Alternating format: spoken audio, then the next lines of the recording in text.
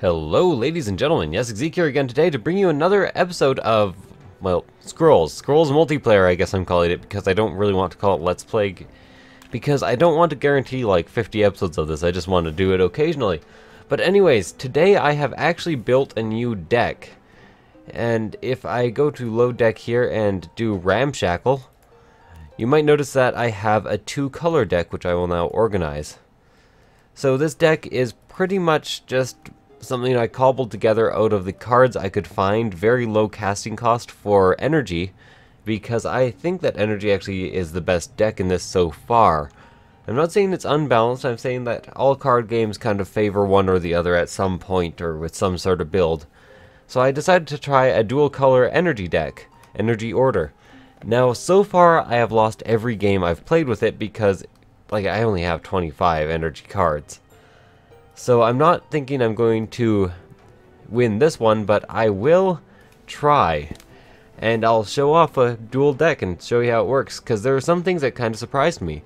And one of them that I didn't actually know is that you can actually sacrifice any card for any resource you have in your deck.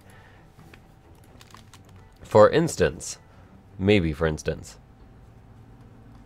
notice she kind of has my shoulder pads. I think she stole them. So right now I have a useless contraption, which is probably the most useless, but if I want to sacrifice it for resources, I can sacrifice it for either energy or order. And I want order right now because I have two ducal infantrymen hanging out. This is Blast Strike. It's a very useful enchantment for making your individual guys a tiny bit better. As you can see, every time enchanted creature deals damage, it deals damage to all adjacent tiles as well, so that's kind of awesome. Now, just currently waiting for this lady to go. Fucking shoulder pad thief. Come on, it's your turn. I'm sure you want to sacrifice one of your cards for resources or something. Resources. I also have a Resonant Helm on me, so I can throw a Resonant Helm and a Blast Strike onto one of my better monsters. Or one of my early game good monsters, at least. So that's something to look forward to.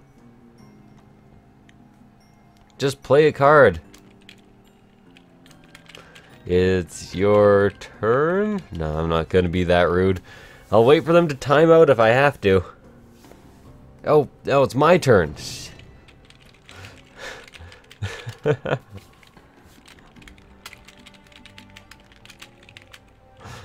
Oh, now I feel like a fool. I'm an idiot and I recorded it.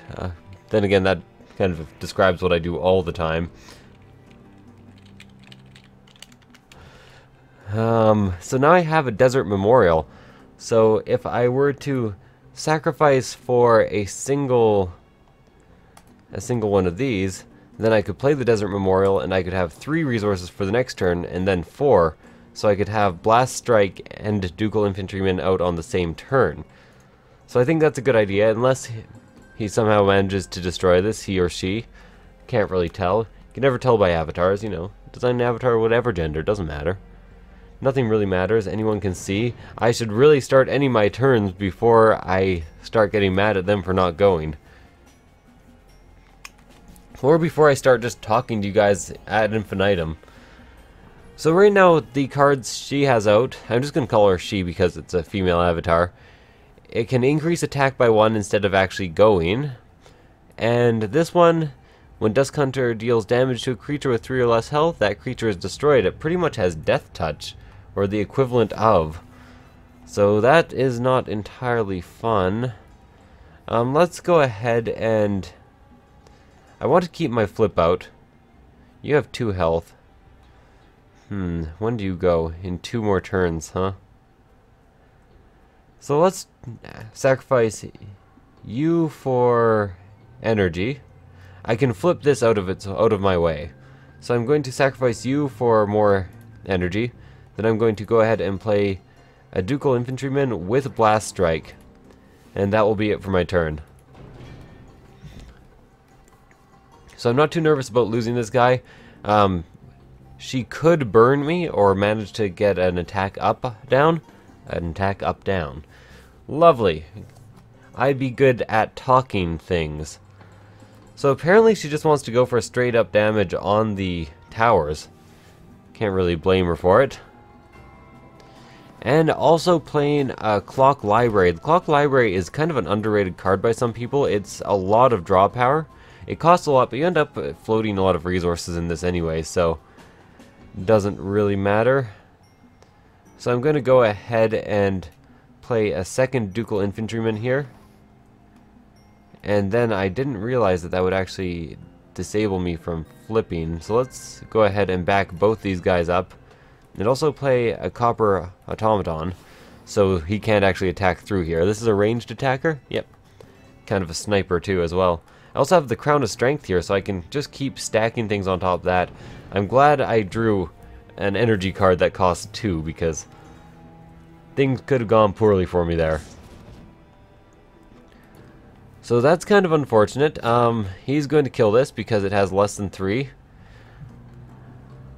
I'm going to go ahead and be angry about that because there's not much else I can do. So let's go ahead and sacrifice this for more order. Move him over here so that he can survive a turn. I want my Ducal Skirmisher out with the Crown of Strength on. The Ducal Skirmisher is a great card, but like I said, I'm pretty sure this will be the first episode that I'm at a loss. Okay, he killed that as well. She, I should say, because I said I was going to call her a she. And is doing all the damage. So what I need to do is get this out. Kind of getting lucky here.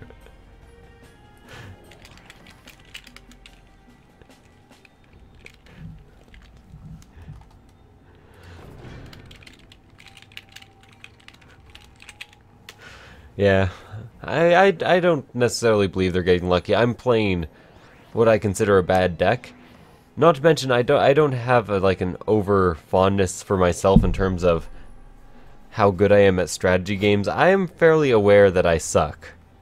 So she's going to draw a bunch of cards. I don't like that at all. I could flip one of the mines in the future, which I think I might do. No, let's go Crown of Strength here. Actually, I can play both of these next turn. I'd rather take the 2 damage. I'd rather put the Crown of Strength down to get the extra health, so I don't end up dying. And then take the 2 damage. Hopefully there's no burn spell. He's going to draw a bunch of cards next turn. But that's only after this reaches 0. Oh, never mind. It's when it reaches 0. So now she probably has the capability of destroying my Ducal Infantryman. I don't like that at all. But do keep in mind that this has 3 attack, this has 2. I do 4 damage total, so I should be able to get through most of it. I'm not sure why that's moving, to make room for this guy. This is a kind of ranged attack BS card. Well, I don't like it. It's BS when it's played against me. I'm sure if I had one, I'd be happy with it. What it does is other creatures you control or gain 1 attack and 1 health while it is in play, just at all. So fortunately I got another Crown of Strength, putting my total attack up to 5. What should I do about this? I think what I may actually want to do is move over here, put a Crown of Strength on, flip you over here. I don't want you to have plus attack, so I'm going to just power through and actually kill that. Lovely. The advantages of an order deck. Next card I get, even if it's fairly good, I may sacrifice for 2 extra cards. And this may be one of the longer games that I play of Scrolls, because it's going to take a little while. Unless I just start giving up. And one of the things you never really want to do in this game is give up early, because there's a lot of turnarounds you can do. I've had people turn it around on me, and I've turned it around on people. Be turn around all the people. So it attacks in 1 more turn. I don't like that much at all. I do actually have a Spark spell, so I can do 3 damage, but it has 4 health, so let's go ahead and move this over here and this over here, and just let its attack fizzle, I think is the best thing to do. I could play another Desert Memorial. I want to keep it though, so I can split it next turn or use it for resources next turn, depending on what I draw. Seems like the smart decision to me.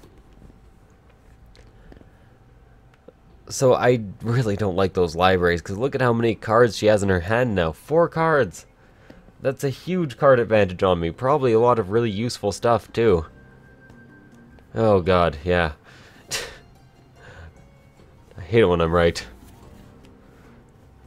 So sacrificing for resources again, up to 7 resources, meaning she can play her gigantic ass golem. Her gigantic ass golem, as I sometimes like to call it. So what I could do here is, and what I will do here actually, is go ahead and sacrifice this for... How much damage is this? Ember Bond's enchanted unit receives 2 damage before attacking. This has 2 damage. I'm going to sacrifice this for an energy. Put an Ember Bond down on this. I said Ember Bond on this. And then I'm going to kill this. Lovely. So if I can slowly just take out the advantage of the cards that she has just there, I should be able to still pull out a victory if I try hard enough. So my turn is over. It actually really helps me to remember to finish my turn if I have an attacking unit. This, I think it's actually energy that has one of my favorite cards. It is a card that costs 2, has 2 attack, and attacks every turn. It's ridiculous. It has a countdown of 1. Oh god, not another library. Metal Heart, so Metal Heart does something, I don't know. So might as well play this Charge Coil to randomly ping monsters for 1 every turn or so. I'm not sure whether she's going to put a lot of... I'm going to actually sacrifice it for 2. Let's put a Crossbowman down here. And also a Heritage to try to get some more cards in my hand. That is if she feels like pinging off one of my Crossbowmen instead of damaging a tower. And personally, with something that has this high of attack, unless there's a serious threat down on the board, I prefer to damage a tower. But, you know how it is. Maybe you don't. Maybe I don't even know how it is. Ether Pump is kind of a bother. Also put it behind a landmine, so not a huge fan of that. So she is attacking the... Oh, damn. I'm going to say she is attacking my tower, so it's possible that I can actually kill, maim, destroy, loot. So let's go ahead and throw down a power-bound enchantment on this. I'm going to sacrifice this creature. I think that's going to be my main purpose with it. And then I'm going to keep the plating and just end the turn so I can kill this. Lovely. Slowly but surely taking all these fuckers out. I do have plating right now. Plating grants immunity from 1 damage. Well, 1 set of damage. So if somebody does 5 damage, it's just 0 damage. Almost works like real armor. It's true. Good flavor text on that one. I like it. Oh god. Not these things. Not these things. Stop it. Stop. Stop. Okay, so what I'm going to want to do now is probably plate you, move you back, put out the Royal Skirmisher. I actually want this thing to die because it will give me 1 energy and 2 more scrolls, which I think is probably something I want. Didn't really keep in mind that he could very easily just, yeah, kill this. Kill everything. I think he's actually going to kill everything I have here. We'll see. Yep, but I do get the 2 more scars. I do get the 2 more cards, and one of them is a burn spell. The burn spell's not going to do me any good. Speed isn't really going to do me any good. I think I have pretty much lost this. Look at how many monsters she has on the field. And I have nothing I can ping off and kill. I do have something I can ping off and kill. I can ping off and kill this mine. Then I can go ahead and play a crossbowman. Oh, I thought I could also play a skirmisher. I can also play a skirmisher. Sucks to get rid of the speed spell, but I want to get monsters out on the field so I can maybe gain somewhat of an advantage in the future. 2 damage, this thing's gonna die. I didn't think of that. Draws 3 more cards, and then pretty much bombards the shit out of me. Not a huge fan, really. Generally, I'm not a fan of having this shit bombarded out of me. Can actually take out this tower if she were to just move this Gravelock Outcast over. And she used a burn spell as well, so Bombard, did she just actually win? Who did she play Bombard on? What does Bombard do? So took out 2 towers. All units with ranged or lobber have their countdown decreased by 2.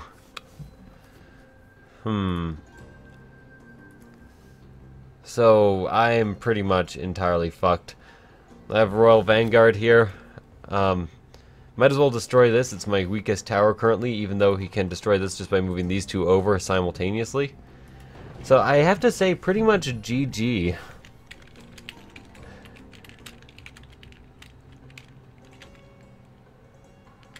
I think yeah, that was a rough game.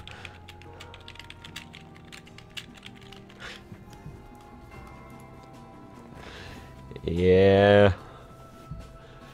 So here is finally an example of me losing horribly. That's poor speaking. My skills at talk are not good. I'm not sure why I just said ++. I must have been leaning on my keyboard. I'm just not a fan. You have too much stuff out. You can't be doing this to me. Look at that. That's like all the stuff. The thing is, there aren't game changer cards. Like, there aren't cards that I can save up like 10 resource and it will save me in this situation. I can delay the inevitable by 1 turn by putting one of these guys over here, but I'm not going to. I'm just going to like flip this over to here for no particular reason and GG it up. So anyways, thank you guys for watching. I hope you enjoyed this episode. I will try to get a better dual color deck together. But anyways, again, thank you guys for watching, and I will see you guys next time. Bye. Oh, I had like a hiccup there at the end.